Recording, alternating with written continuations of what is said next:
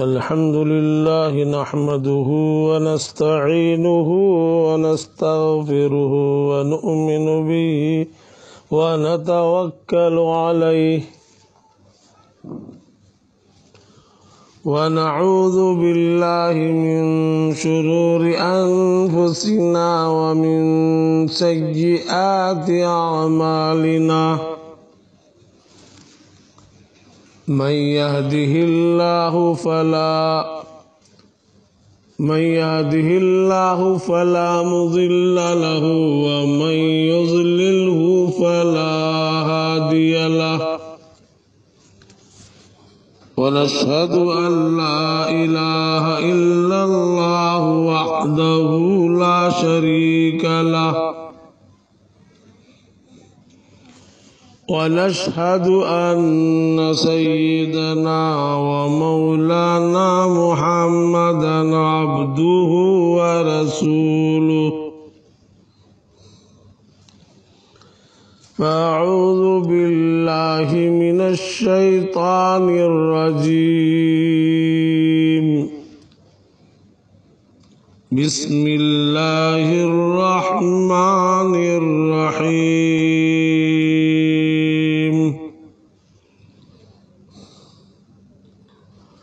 قل إن كنتم تحبون الله فاتبعوني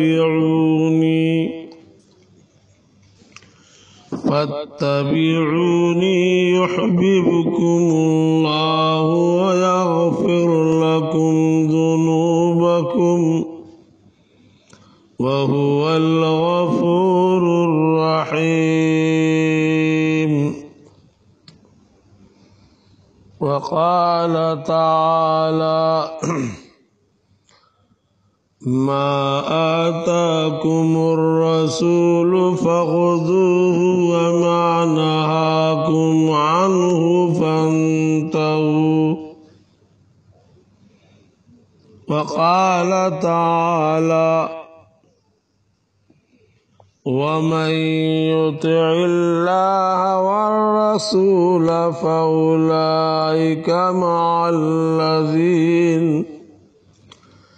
فأولئك مع الذين أنعم الله عليهم من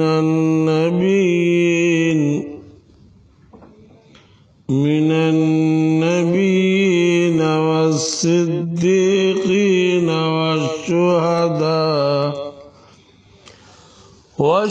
والشهداء والصالحين وحسن أولئك رفيقا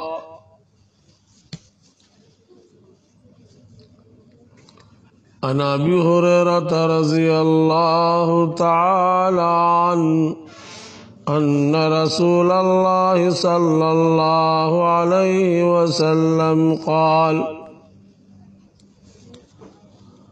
كل أمتي يدخلون الجنة إلا من أبى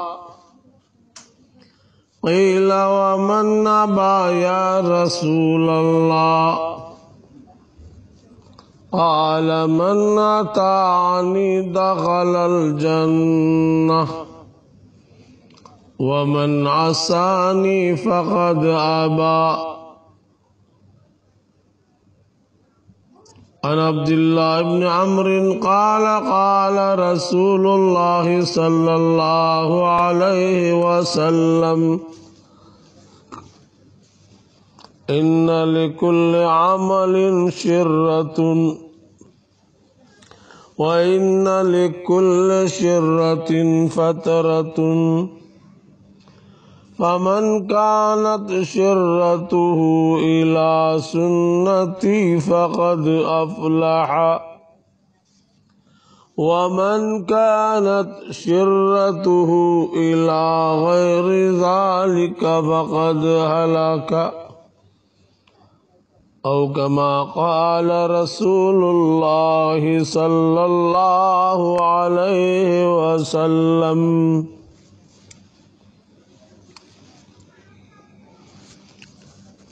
محترم دوستوں اور بزرگوں، آج کا ہمارا عنوان کامیابی کا راز صرف اور صرف اتباع سنت میں ہے۔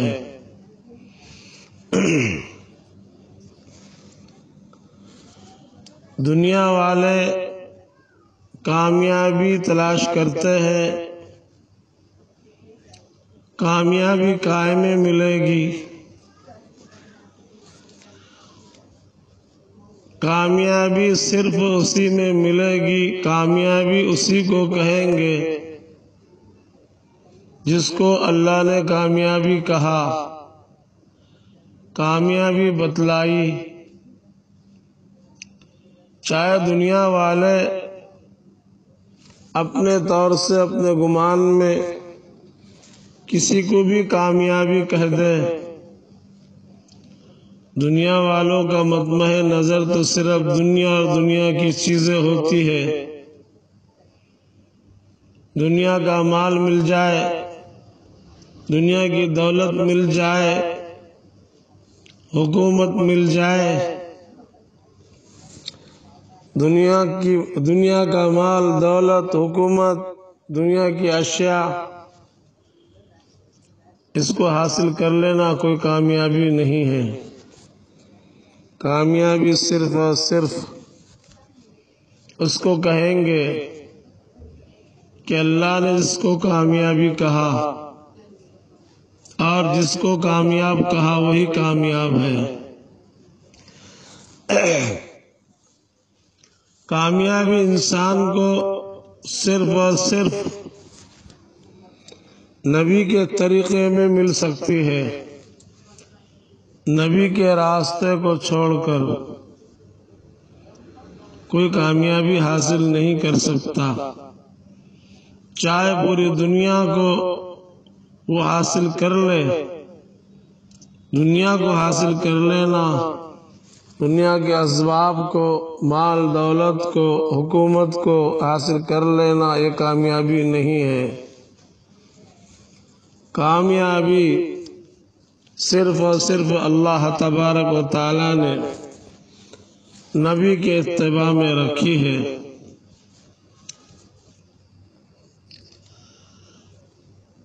قرآن کریم کی آیت جو تلاوت کی گئی ہے، قُلْ إِن كُنتُمْ تُحِبُّونَ اللَّهَ فَاتَّبِعُونِي يُحْبِبْكُمُ اللَّهُ وَيَغْفِرْ لَكُمْ ذُنُوبَكُمْ۔ اللہ تبارک و تعالیٰ نے اپنے نبی محمد عربی صلی اللہ علیہ وسلم کو حکم دیا کہ تم امت سے کہہ دو کہ اگر تم اللہ سے محبت کرتے ہو تو میری اتباع کرو، میری پیروی کرو۔ تم میری پیروی اگر کرو گے تو اللہ تم سے محبت کرے گا اور تمہارے گناہ معاف کر دے گا، اور اللہ بہت معاف کرنے والا اور رحم کرنے والا ہے۔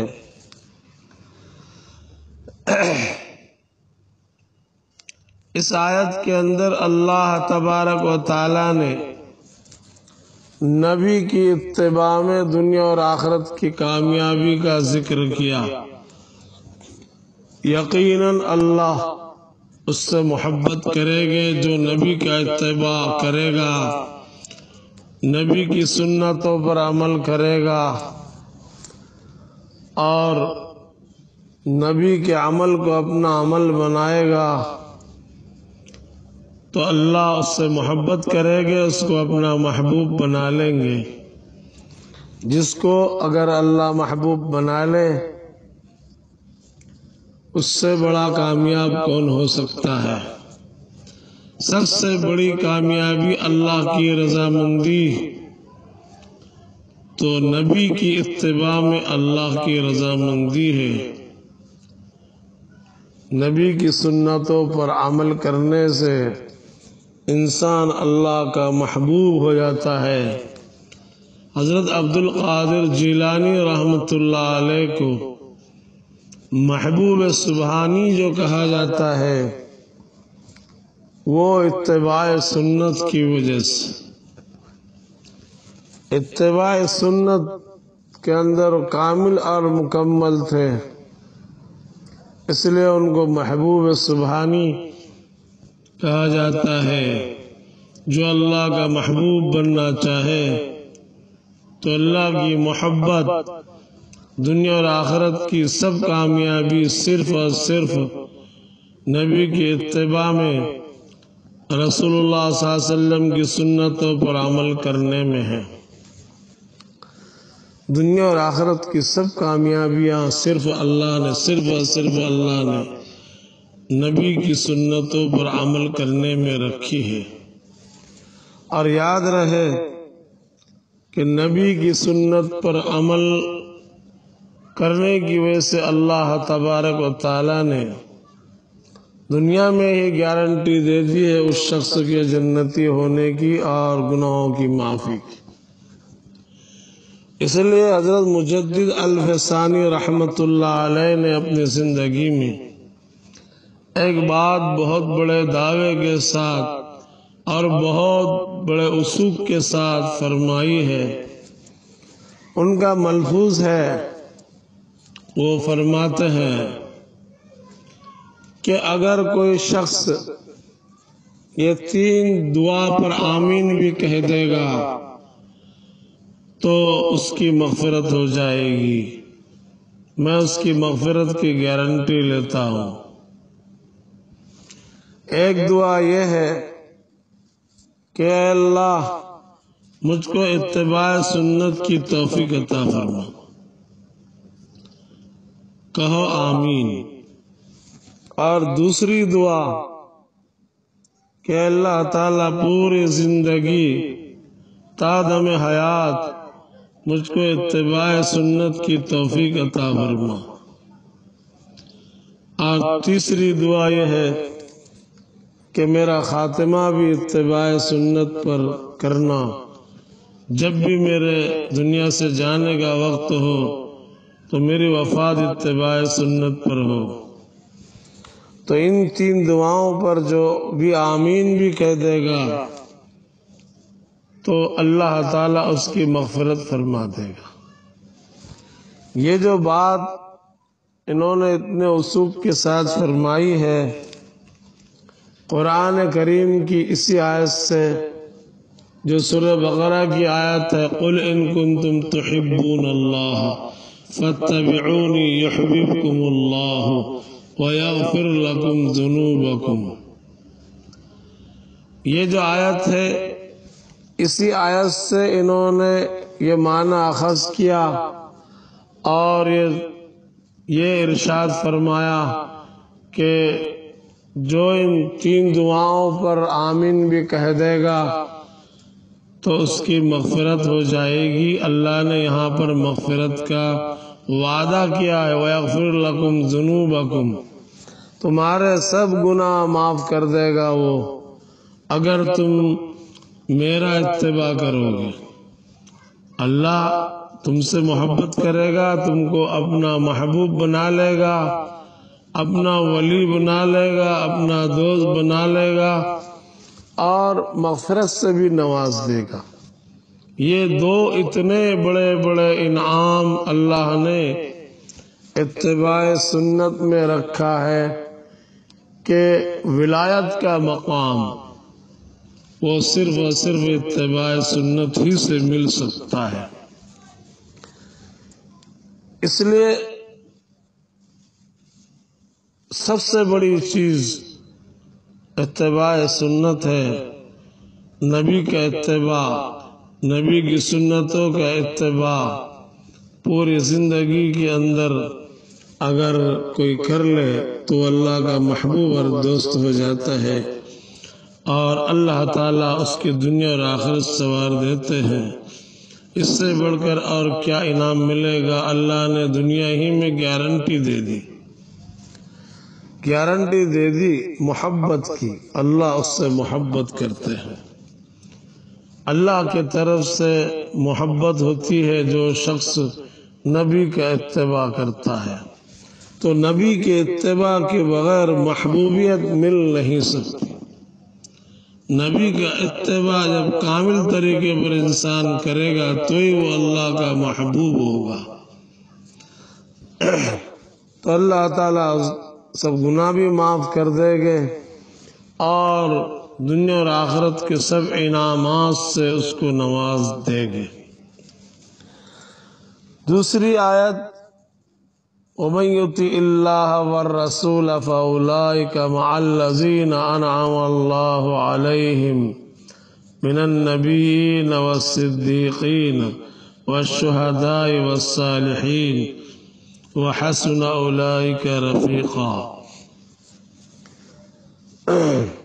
یہ جو آیت ہے اس کے اندر اللہ نے فرمایا جو اللہ کی اور رسول اللہ کی اطاعت کرے گا تو یہی لوگ ان لوگوں کے ساتھ میں ہوں گے جن پر اللہ نے انعام فرمایا۔ یہ وہ لوگ ہیں اولئک، پس یہ لوگ ان لوگوں کے ساتھ ہوں گے جن پر اللہ نے انعام فرمایا، جو اللہ کی اطاعت کرے گے، رسول اللہ کا اتباع کرے گے۔ وہ لوگ کون ہیں جن پر اللہ نے انعام فرمایا؟ انبیاء ہے، صدیقین ہے، شہداء ہے، صالحین ہے۔ یہ چار جماعتیں، ان کے ساتھ ان کا حشر ہوگا۔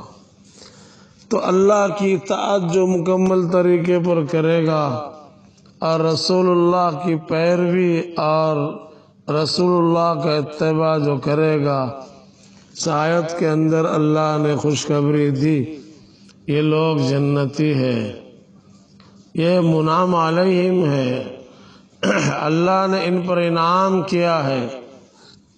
منعم علیہم لوگوں کے اندر یہ لوگ جو کہ رسول اللہ صلی اللہ علیہ وسلم کا کامل اتباع کریں گے، یہ منعم علیہم میں سے ہے، اللہ نے ان کے اوپر انعام فرمایا۔ گویا کہ دنیا کے اندر ہی خوشخبری ہے ایسے لوگوں کے لیے جو رسول اللہ صلی اللہ علیہ وسلم کا اتباع کرتے ہیں۔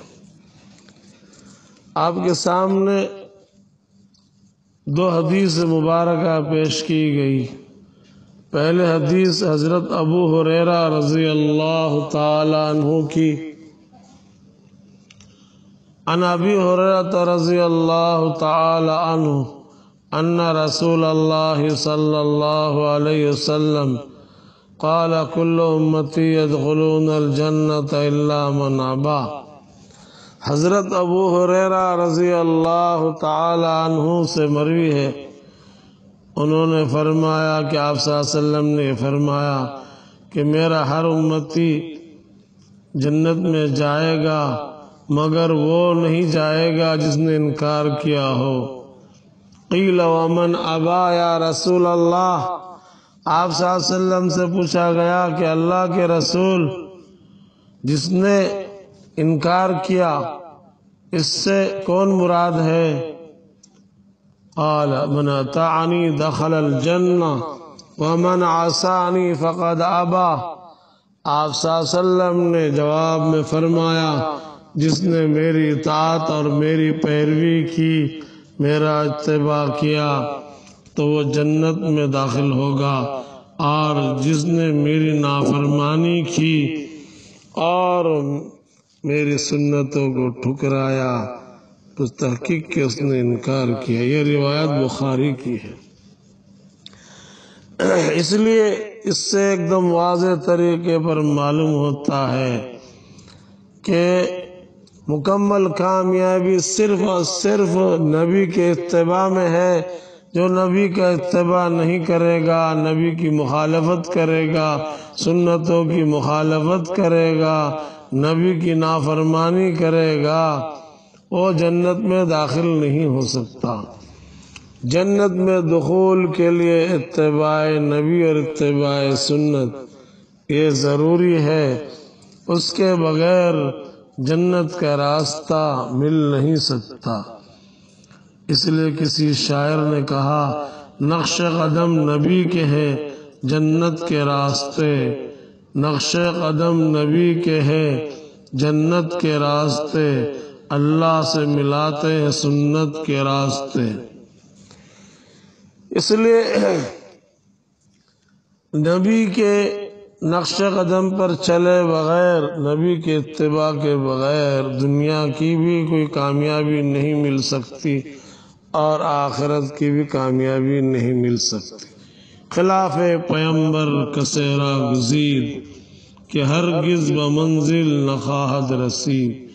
جو نبی کے خلاف قدم اٹھائے گا کبھی بھی وہ منزل مقصود تک نہیں پہنچ سکتا، کیونکہ کامیابی صرف اور صرف اللہ نے نبی کے نقش قدم میں رکھ دی ہے۔ نبی کے نقش قدم کو چھوڑ کر کسی اور کے نقش قدم پر کوئی چلے گا تو کبھی بھی کامیاب نہیں ہو سکتا۔ اللہ نے کامیابی رکھی ہے صرف اور صرف نبی کے نقش قدم میں، نبی کی سنتوں پر عمل کرنے میں۔ اور اللہ تبارک و تعالیٰ نے ایک جگہ نہیں پورے قرآن پاک گواہ ہے، اور اللہ نے ارشاد فرمایا لقد کان لکم فی رسول اللہ اسوۃ حسنہ۔ البتہ تحقیق کے محمد صلی اللہ علیہ وسلم کی ذات میں تمہارے لیے بہترین نمونہ ہے۔ اللہ نے پورے عالم کے انسانوں کی کامیابی کے لیے یہ نمونہ بھیجا کہ اگر تم کو دنیا اور آخرت میں کامیاب ہونا ہے تو اس نمونے پر عمل کرو اور اس نبی کا اتباع کرو اور اس نبی کو دیکھ کر زندگی گزارو۔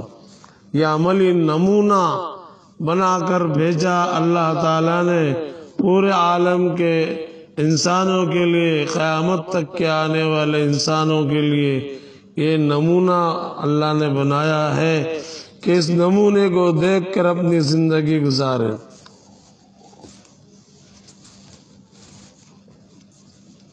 اس نمونے کو سامنے رکھے۔ اس لیے کسی بھی انسان کو، کسی بھی قوم کو، فرد کو، جماعت کو اگر دنیا کی اور آخرت کی کامیابی چاہیے تو وہ دنیا اور آخرت کی کامیابی صرف اور صرف نبی کی زندگی میں ملے گی، نبی کے ارشادات میں ملے گی، نبی کے اتباع میں ملے گی، نبی کی سنتوں میں ملے گی، نبی کی تعلیمات میں ملے گی۔ اس لیے کوئی بھی انسان چاہے دنیا کے اعتبار سے کامیابی چاہتا ہو یا کسی بھی اعتبار سے، ہر کامیابی اللہ تعالیٰ نے صرف اور صرف نبی کی اتباع میں رکھی ہے۔ نبی کی اتباع کو چھوڑ کر کوئی انسان کامیاب زندگی نہیں گزار سکتا۔ اس لیے کوئی یہ نہ سمجھے کہ نبی کی زندگی میں صرف کیا آخرت کی کامیابی ہے، دنیا کی کامیابی کے لیے تو دنیا کے ایکٹروں کو اور دنیا کے جو ماہرین ہیں ان کا اتباع کرنا پڑے گا۔ یہ بات غلط ہے، سراسر غلط ہے۔ ہر کامیابی، دنیا کی بھی کامیابی اور آخرت کی بھی کامیابی اللہ نے صرف اور صرف نبی کے اتباع میں رکھی ہے۔ نبی کے اتباع ہی سے دنیا میں بھی کامیابی مل سکتی ہے اور آخرت میں بھی کامیابی مل سکتی ہے۔ اللہ نے دنیا اور آخرت کی کامیابی صرف اور صرف نبی کے طریقے میں رکھی، نبی کی سنتوں میں رکھی ہے اور نبی کے ماننے میں رکھی ہے، شریعت میں رکھی ہے، قرآن میں، اسلام میں رکھی ہے۔ اس لیے یہ بالکل گمان غلط ہے کہ نبی کے طریقے میں جو کامیابی صرف آخرت کی کامیابی نہیں، دنیا کی بھی اور آخرت کی بھی، دونوں قسم کی کامیابی، کامرانی اللہ تبارک و تعالیٰ نے، بلکہ ہر قسم کی فلاح و بہبودی صرف اور صرف نبی کے طریقے میں، نبی کی سنت میں اللہ تبارک و تعالیٰ نے رکھی ہے۔ دیکھیے دوسری حدیث شریف جو صحیح ابن حبان کی ہے، جو پڑھی گئی، عن عبداللہ ابن عمرو قال قال رسول اللہ صلی اللہ علیہ وسلم ان لکل عمل شرۃ وان لکل شرۃ فترۃ۔ آپ صلی اللہ علیہ وسلم نے ارشاد فرمایا کہ بے شک ہر عمل کے لیے حرص و رغبت ہوتی ہے، بے شک ہر عمل کے لیے حرص و رغبت ہوتی ہے، اور ہر حرص و رغبت میں کمی اور سستی ہوتی ہے، اور ہر حرص و رغبت میں کمی اور سستی ہوتی ہے۔ فمن كانت شرته الى سنتی فقد افلح ومن كانت شرته الى غیر ذلك فقد هلك او كما قال رسول اللہ صلی اللہ علیہ وسلم۔ پس جس شخص کی حرص و رغبت میرے سنت کی طرف ہوئی ہو تو وہ کامیاب ہوگا، اور جس کی حرص و رغبت میرے سنت کے علاوہ کی طرف ہوگی تحقیق کہ وہ ہلاک ہو جائے گا۔ اس لیے یہ روایت اتنی واضح ہے اس سلسلے میں کہ ہر امتی کے لیے اپنی حرص و رغبت نبی کی سنت پر کرنا ضروری ہے، نبی کی سنت کی طرف کامل توجہ ہر امتی کی ہونا ضروری ہے۔ اگر کسی امتی کی کامل توجہ نبی کی سنت کی طرف نہ ہو تو یقیناً وہ ہلاک ہو جائے گا، کیونکہ نبی نے یہاں جو اہم بات بتلائی ہے کہ کامیابی صرف اور صرف اسی کو ملے گی جو میری سنت میرے طریقے کی طرف کامل توجہ کرے گا۔ نبی کے طریقے اور نبی کی سنت کی طرف کامل توجہ نہ کرنا اور دنیا کی طرف یا اور کسی چیز کی طرف نبی کے طریقے کے علاوہ کسی اور طریقے کے طرف اگر کوئی توجہ کرے گا، اس کا مطلب یہ ہے کہ اس نے نبی کے طریقے اور نبی کی سنت کو اہمیت نہیں دیا، تو یقیناً ایسا شخص ہلاک ہوگا۔ یہ صحیح ابن حبان کی روایت ہے، فقد ہلک، وہ ہلاک ہوا۔ جس کو نبی کہہ دے کہ وہ ہلاک ہوا تو کیسے کامیاب ہو سکتا ہے؟ اس لیے اس روایت کی روشنی میں بھی نجات اور کامیابی صرف اور صرف نبی کی سنتوں کی طرف توجہ دینے میں ہے۔ لیکن عجیب بات ہے، اس زمانے میں ہماری توجہ ہر بات کی طرف، ہر چیز کی طرف ہے، دنیا کی چیزوں کی طرف، دنیا کی باتوں کی طرف، مال دولت کی طرف، تجارت کی طرف، تجارت کے منافع کی طرف اور دوسرے اشیاء کی طرف۔ لیکن جو توجہ نہیں ہے وہ دین کی طرف، نبی کی سنتوں کی طرف، نبی کے ارشادات کی طرف، اس طرف ہماری کوئی توجہ نہیں ہے۔ ہم کامیابی دنیا کو سمجھ رہے ہیں، دنیا کی چیزوں میں کامیابی ہم سمجھ رہے ہیں، اور پوری دنیا کی انسانیت اس کی طرف دوڑ لگا رہی ہے، دنیا کی طرف، دنیا کی چیزوں کی طرف، حکومت کی طرف، مال اسباب کی طرف، بس ظاہر کی طرف پوری دنیا، پوری انسانیت دوڑ لگا رہی ہے۔ اگر غیر مسلم، کفار، یہود، نصارہ اس طرف دوڑ لگائے تو کوئی تعجب کی بات نہیں ہے، ان کا تو مقصد ہی دنیا ہے، دنیا کی چیزیں ہیں۔ لیکن تعجب ہم کو ہمارے بھائیوں پر ہوتا ہے، مسلمانوں پر ہوتا ہے کہ ہم کو تعلیم ہے نبی کی، ہم قرآن پڑھتے ہیں، ہم قال اللہ قال رسول نبی کی باتیں سنتے ہیں، سناتے ہیں، لیکن یہ باتیں سننے سنانے کے بعد ہماری توجہ دین کے علاوہ، نبی کی سنتوں کے علاوہ کسی اور جانب ہونا اور اس میں ہم نے کامیابی سمجھنا کہ اس میں ہی ہم کو کامیابی ملے گی، یہ بہت بے غیرتی کی بات ہے، اور ایسا سمجھو یہ بہت ہی بے عقلی کی بات ہے۔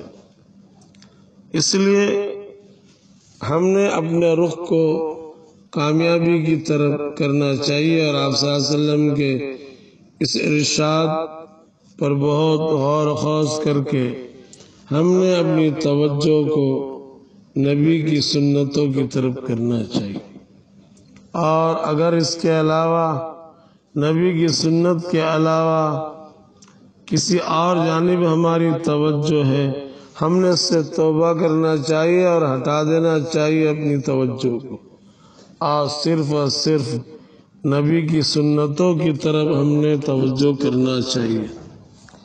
دوستو، اس کے علاوہ ہم کو کامیابی کہیں نہیں مل سکتی۔ دنیا اور آخرت کی کامیابی اللہ تبارک و تعالیٰ نے صرف اور صرف نبی کی سنتوں میں رکھ دی ہے۔ جس شخص کو رسول اللہ صلی اللہ علیہ وسلم کی سنتوں پر پابندی مل گئی، جو پابند ہو گیا، گویا کہ اس نے سب کچھ حاصل کر لیا۔ نبی پاک صلی اللہ علیہ وسلم کی سنتوں پر پابندی یہ بہت بڑی چیز ہے۔ روضہ اقدس حضور اکرم صلی اللہ علیہ وسلم کے روضہ اقدس سے ایک بزرگوں کو آواز آئی تھی کہ جو شخص ہماری سنتوں کا اتباع کرتا ہے وہ ہمارے قریب ہے، چاہے بظاہر وہ کتنے بھی دور ہو، لیکن جو شخص ہماری سنتوں کا اتباع نہیں کرتا، ہماری سنتوں سے محبت نہیں کرتا، چاہے وہ ہم سے بظاہر کتنے بھی قریب ہو لیکن حقیقت میں وہ دور ہے۔ حضرت مفتی شفیع صاحب رحمۃ اللہ علیہ کے بارے میں بھی لوگوں نے بتلایا ہے کہ روضہ اقدس سے ان کو بھی آواز آئی تھی، اور ان کے علاوہ بھی دیگر ہمارے اکابرین سے بھی مروی ہے۔ شیخ سعدی رحمۃ اللہ علیہ کے بارے میں بھی یہی بات بتلائی جاتی ہے، اور ہمارے معاشرے کی اصلاح اگر ممکن ہے صرف اور صرف سنت نبوی کی پیروی میں ممکن ہے۔ اگر سنت نبوی پر ہمارے معاشرے میں عمل کرایا جائے تو ہمارے معاشرے کی اصلاح ہوگی، ورنہ معاشرے کی اصلاح ناممکن ہے، مشکل ترین ہے۔ اور ہمارے بزرگوں نے بتلایا کہ بزرگی کا معیار سنت نبوی پر ہے۔ لمبی لمبی تسبیحیں اور لمبے لمبے جھبے اور دوسری چیزیں یہ بزرگی کا معیار نہیں ہے۔ بزرگی کا معیار سنت نبوی پر عمل ہے۔ جو جتنا بڑا عاشق الہی ہوگا، وہ عاشق سنت ہوگا، وہ اتنا ہی بڑا بزرگ ہوگا۔ اس لیے بزرگی کے لیے سنت پر عمل ضروری ہے۔ اس لیے ہم نے دعا بھی کرتے رہنا چاہیے اور کوششیں بھی کرتے رہنا چاہیے کہ اللہ تبارک و تعالی ہم کو اتباع سنت مکمل طریقے پر عطا فرمائے۔ سنت کی اہمیت کیا ہے؟ یہ مسئلہ اور یہ موضوع تو بہت وسیع ہے، لیکن چند باتیں اس سلسلے میں بتلائی جاتی ہے کہ سنت کتنی اہم ہے، سنت کی توہین کتنی خطرناک چیز ہے، یہ معمولی چیز نہیں ہے۔ توہین سنت کی وجہ سے انسان اسلام سے نکل جاتا ہے۔ نبی کی توہین، نبی کے طریقے یعنی نبی کی سنت کی توہین اگر کوئی کرے گا وہ اسلام سے بھی ہاتھ دھو بیٹھے گا۔ بعض لوگ اس کو معمولی سمجھتے ہیں، اس لیے ہمارے اکابرین علماء نے بتلایا قاضی ثناء اللہ پانی پتی رحمۃ اللہ علیہ نے فرمایا، انہوں نے ایک مسئلہ اور ایک فتویٰ بیان کیا کہ ایک آدمی نے ایک سنت والا عمل کیا اور دوسرے مسلمان کو کہا کہ یہ سنت ہے، اور دوسرے آدمی نے سن کر یہ کہا کہ سنت ہے تو میرے کیا کام کی ہے، تو ایسا کہنے والا آدمی کہ سنت ہے تو میرے کیا کام کی ہے، یہ کہنے سے وہ کافر ہو جائے گا۔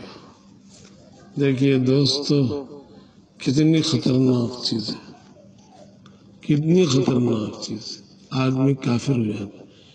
اس لیے ہمارے اکابرین، ہمارے بزرگان دین اس کی اہمیت کو سمجھتے تھے۔ آج لوگوں کے اندر اس کی اہمیت کچھ بھی نہیں ہے۔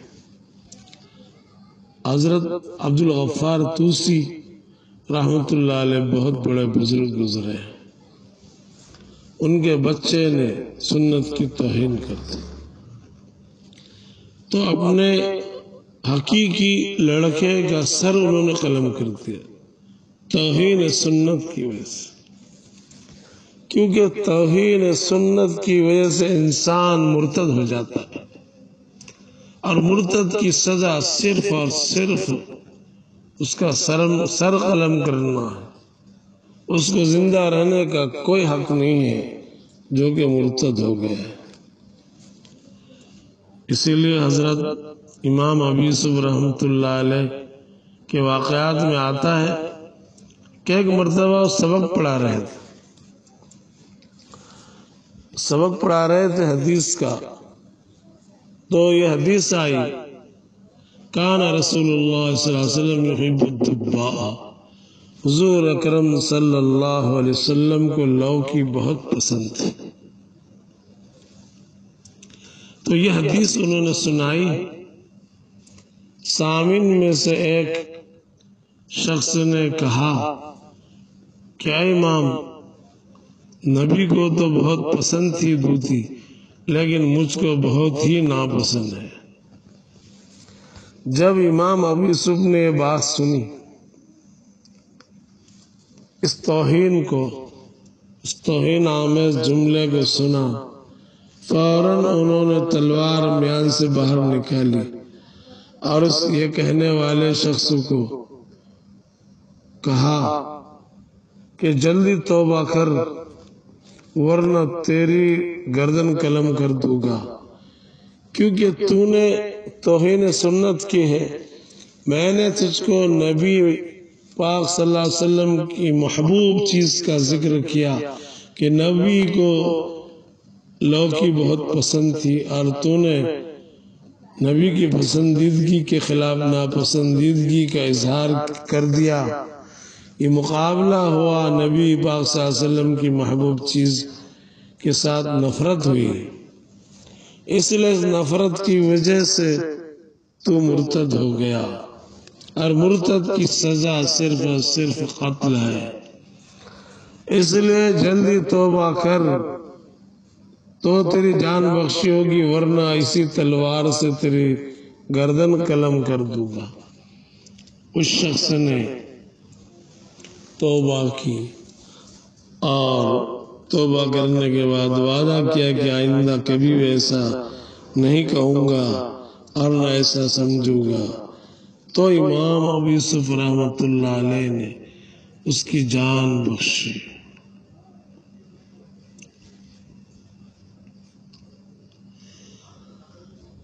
ہمارے بزرگان دین کے بہت سارے واقعات، بہت سارے ارشادات اس سلسلے میں موجود ہیں۔ حضرت مولانا یحییٰ صاحب رحمۃ اللہ علیہ، جو حضرت مولانا زکریا صاحب رحمۃ اللہ علیہ کے والد محترم، وہ فرمایا کرتے تھے کہ سنت کے مطابق استنجا کرنا خلاف سنت نفل پڑھنے سے بہتر ہے۔ اور ابن عربی رحمۃ اللہ علیہ وہ فرمایا کرتے تھے کہ سنت کے مطابق مسجد میں داخل ہونا بطور کرامت 100 مرتبہ ہوا میں اڑنے سے بہتر ہے، 100 مرتبہ۔ اور اتباع سنت ہی سب سے زبردست چیز ہے، اتباع سنت۔ عبد القادر جیلانی رحمۃ اللہ علیہ کے خدمت میں ایک شخص کئی سال رہا، تقریباً 10 سال رہا۔ 10 سال رہنے کے بعد اس نے حضرت سے کہا کہ حضرت والا مجھ کو اب اجازت دیجیے، میں تو اب واپس جانا چاہتا ہوں، مجھ کو یہاں پر کچھ نہیں ملا۔ تو انہوں نے کہا کہ تیرا کیا مطلب ہے کچھ نہیں ملا سے؟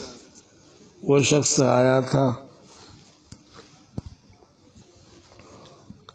کہ حضرت خوب کرامتیں بتلائیں گے، روزانہ کی کئی کرامت، تو کوئی کرامت تو نظر آئی نہیں۔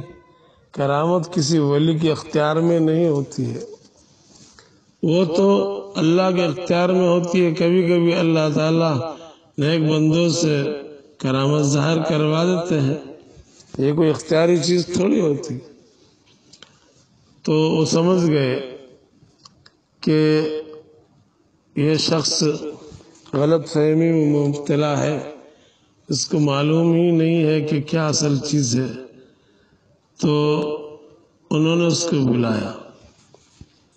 وہ تو یہ سمجھ رہا تھا کہ 10 سال میں ان کے خدمت میں رہا، اپنی زندگی کے 10 سال میں انہیں ضائع کر دیا، اور وہ کرامت تو کوئی سب کچھ سمجھتا تھا، بس جس سے کرامت ظاہر ہو وہ بزرگ، جس سے کرامت ظاہر نہ ہو وہ بزرگ نہیں ہو سکتا، ایسا دماغ میں اس نے یہ بات سوچ لی تھی۔ حضرت نے اس کو بلایا اور سمجھایا، اس سے پوچھا کہ تو میرے ساتھ اتنے سال رہا، 10 سال رہا، تو نے خلاف شریعت خلاف سنت کوئی کام کرتے ہیں مجھ کو دیکھا؟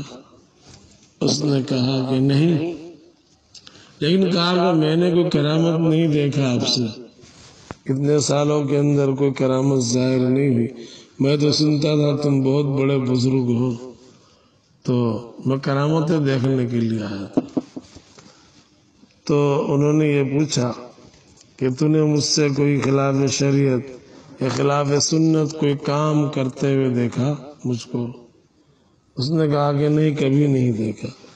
انہوں نے کہا کہ اللہ کے بندے، اس سے بڑھ کر اور کیا کرامت ہو سکتی؟ ہزاروں کرامتیں اس اتباع سنت اور اتباع شریعت کے سامنے بیکار ہے۔ کرامت ہے یہ کیا چیز ہے؟ یہ تو اللہ کے اختیار کی چیز ہے۔ کرامت اور کرشمے یہ تو اللہ کی طرف کی بات ہے، اپنے اختیار کی بات ہے اتباع سنت۔ اس لیے اتباع سنت سب سے بڑی چیز ہے، اتباع سنت ہی اہم چیز ہے، اور کامیابی کے لیے، دنیا اور آخرت کی کامیابی کے لیے اتباع سنت ہی ضروری ہے۔ اتباع سنت اگر ہوگا تو انسان دنیا میں بھی کامیاب ہوگا اور آخرت میں بھی کامیاب ہوگا، اور اگر اتباع سنت نہیں ہوگا تو نہ دنیا میں کامیاب ہو سکتا ہے اور نہ آخرت میں کامیاب ہو سکتا ہے۔ ہمارے سبھی اکابرین سنت کے دل دادا رہے ہیں، اس لیے حضرت مولانا یوسف صاحب حضرت جی ثانی یہ فرمایا کرتے تھے کہ مغربیت کا توڑ اس عمومی دعوت اور اشاعت سنت میں ہے۔ اس عمومی دعوت یعنی دعوت و تبلیغ کا کام اور اشاعت سنت کا کام، یہ دو کام اگر کرے گا مغربیت کا توڑ، یعنی یہ یہود و نصارہ جو اپنا کلچر چلا رہے ہیں، یہ جس کو مغربیت کہا جاتا ہے، اس کا قدرتی توڑ اللہ نے اس میں رکھا ہے، لیکن آج کل اس کی طرف کوئی توجہ نہیں ہے، اتباع سنت کی طرف۔ اتباع سنت بہت بڑی چیز ہے، اور اس سے بھی معلوم ہوتا ہے، ایک مرتبہ حضرت مولانا یوسف صاحب رحمۃ اللہ علیہ اتباع سنت میں عمرے کے لیے جانے والے تھے۔ بعض کم علم لوگوں نے اعتراض کیا کہ حضرت اتنا سارا پیسہ خرچ کریں گے عمرہ تو سنت ہے، صرف فرض تھوڑی ہے۔ تو بعض لوگ ادھر ادھر کی باتیں کر رہے تھے کہ اتنی بڑی رقم اگر یہ عمرے کے علاوہ دوسرے اور کوئی کام میں خرچ کرے تو کتنا ثواب ملے گا۔ ادھر ادھر کی بات ہے، جہالت کی وجہ سے کچھ لوگ کر رہے تھے۔ حضرت کو اس کی اطلاع ہوئی تو حضرت نے باقاعدہ سب لوگوں کو جمع کر کے یہ بات کہی سنت کی اہمیت کے بارے میں۔ یہ فرمایا کہ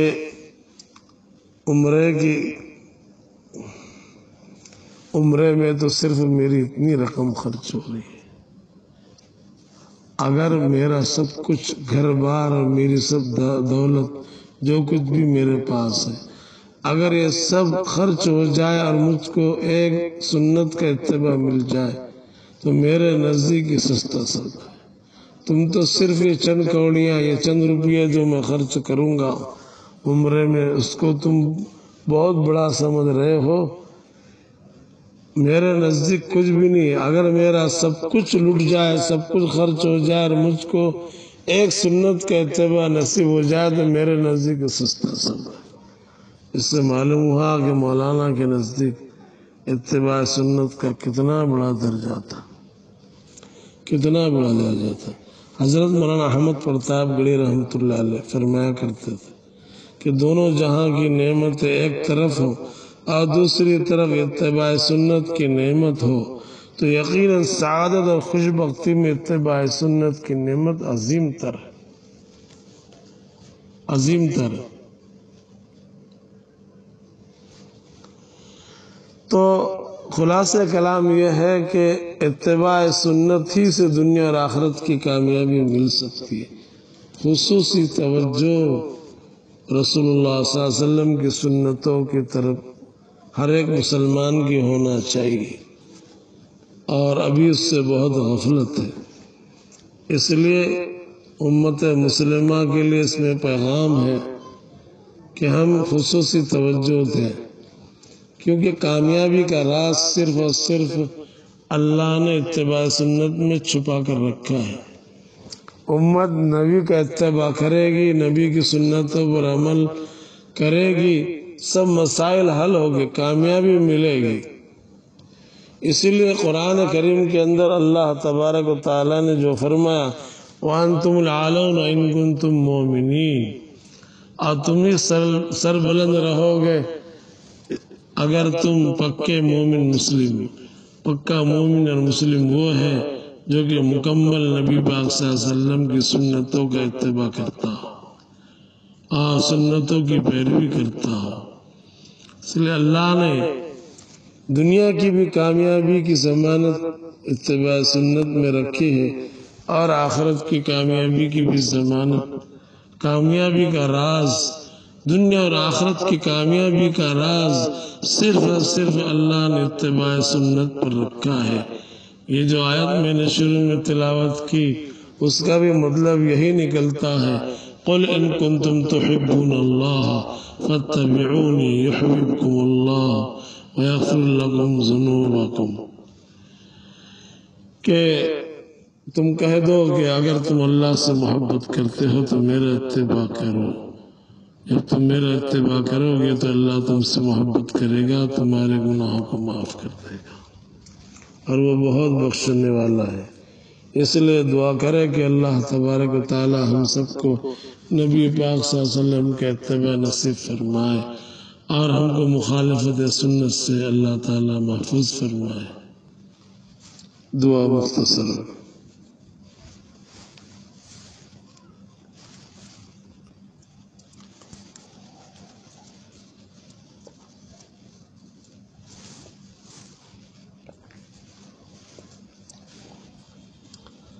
بسم اللہ الرحمن الرحیم، الحمد للہ رب العالمین،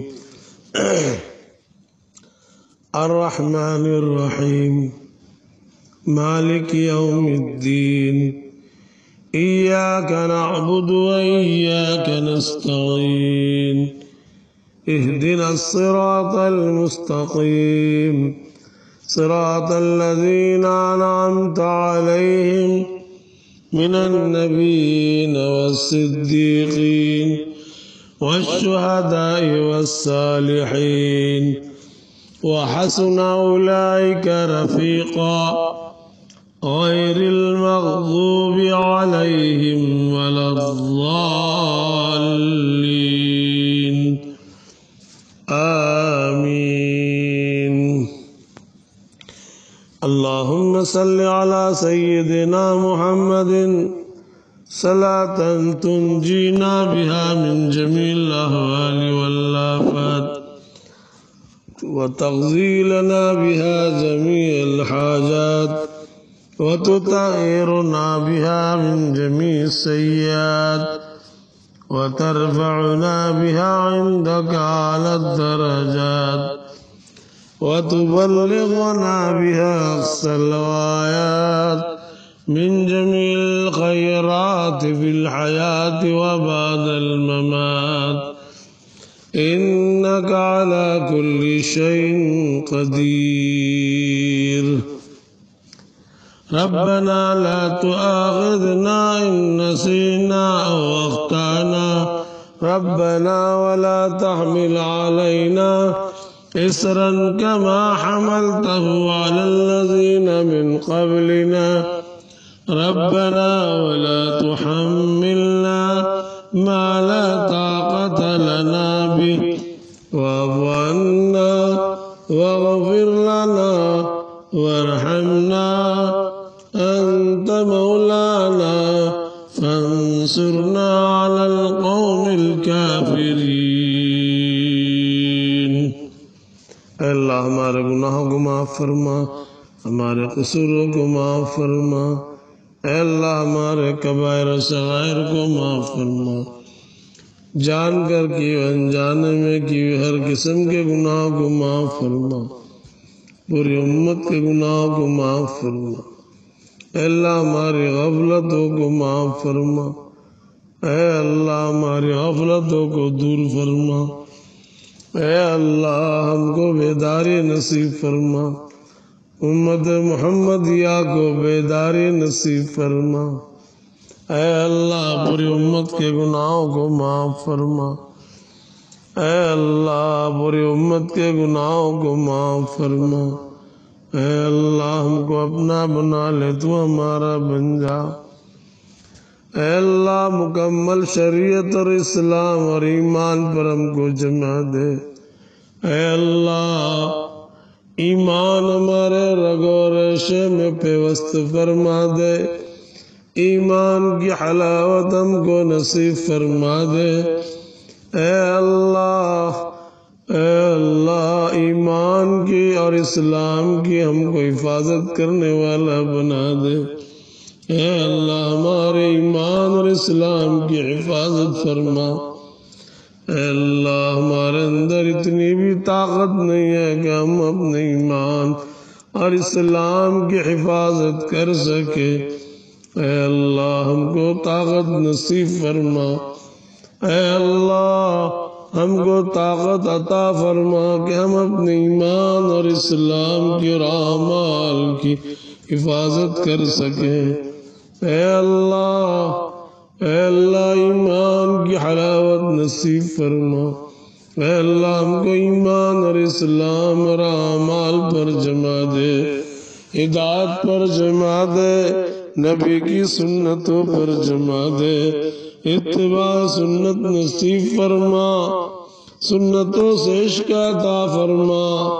اے اللہ نبی کی سنتوں کا عشق عطا فرما، اے اللہ نبی کی سنتوں پر عمل کی توفیق عطا فرما، والہانہ محبت عطا فرما، نبی کی محبت اور عشق ہمارے رگ و ریشے میں پیوست فرما، نبی کی سنتوں کا شیدائی اور عاشق بنا، نبی کی سنتوں کا عامل بنا، اے اللہ نبی کی ایک ایک سنت معلوم کر کے اس پر عمل کرنے کی توفیق عطا فرما، نبی کی سنتوں کی اشاعت کرنے والا بنا۔ اے اللہ ہر امتی کو نبی کی سنتوں کا عاشق بنا، نبی کی سنتوں پر عمل کرنے والا بنا، غیروں کے طریقوں کو چھوڑنے والا بنا۔ اے اللہ نبی کی ہر ادا کو پسند کرنے والا بنا۔ اے اللہ نبی کی ہر ادا پر عمل کرنے والا بنا۔ اے اللہ نبی کا شہدائی ہم کو بنا، نبی کی سنتوں کا شہدائی بنا، نبی کی سنتوں پر عمل کرنے والا بنا، عمل کرانے والا بنا، نبی کی سنتوں کی اشاعت کرنے والا بنا۔ اے اللہ پورے عالم کو نبی کی سنتوں سے بھر دے۔ اے اللہ پورے عالم کے ہر مسلمان کو، ہر ایمان والے کو، ہر اسلام لانے والے کو سنتوں کا شہدائی بنا، سنتوں پر عمل کرنے والا بنا، دین پر جمنے والا، ایمان پر، اسلام پر، اعمال پر جمنے والا، نبی کی سنتوں پر جمنے والا بنا۔ اے اللہ اے اللہ ہدایت کی ہواؤں کو چلا دے، سنتوں کی ہواؤں کو چلا دے، حق کی ہواؤں کو چلا دے۔ اے اللہ اے اللہ نبی والے ماحول کی ہواؤں کو چلا، اے اللہ وہ نبوی ماحول کی ہواؤں کو چلا، اے اللہ مسجد نبوی کے ماحول اور سنت والے ماحول کا چلن پورے عالم میں غالب فرما۔ اے اللہ سنت والے ماحول کو پورے عالم پر غالب فرما۔ اے اللہ وہ مدنی ماحول کو پورے عالم پر غالب فرما۔ اے شیطانی ماحول کو، اے فسق فجور والے ماحول کو ختم فرما۔ اے اللہ شیطانی ماحول کو ختم فرما۔ اے اللہ اے اللہ تباہ کن ماحول کو ختم فرما، سنت والے ماحول کو غالب فرما۔ اے اللہ وہ مسجد نبوی والے ماحول کو ہمارے شہروں میں، ہمارے دیہاتوں میں، ہمارے گلیوں میں، ہمارے گھروں میں، ہمارے ملکوں میں، پورے عالم میں اے اللہ غالب فرما۔ اے اللہ نبوی ماحول کو غالب فرما۔ اے اللہ اسلامی ماحول کو غالب فرما، شیطانی ماحول کو ختم فرما۔ اے اللہ ظلمانی ماحول کو ختم فرما۔ اے اللہ اسلامی ماحول کو غالب فرما، سنت والے ماحول کو، نبوی ماحول کو، مدنی ماحول کو غالب فرما، پورے عالم پر غالب فرما۔ اے اللہ اہل حق کو پورے عالم پر غلبہ نصیب فرما، اقتدار نصیب فرما۔ اے اللہ حکومت سطوت نصیب فرما، طاقت نصیب فرما۔ اے اللہ ہر قسم کی طاقت اور اسباب اہل حق کو عطا فرما، اہل حق کی مدد فرما، نصرت فرما، فتح فرما۔ اے اللہ اہل حق کو مدد عطا فرما، کامیابی عطا فرما۔ اے اللہ اہل باطل کو، کفر کو، شرک کو، یہودیت کو، نصرانیت کو، ہر باطل کو ختم فرما، مغلوب فرما، پسپا فرما، حق کو غالب فرما، اہل حق کو غالب فرما۔ اے اللہ اہل حق کو غالب فرما، اہل حق کو غالب فرما، اسلام کو اور اہل اسلام کو غلبہ نصیب فرما۔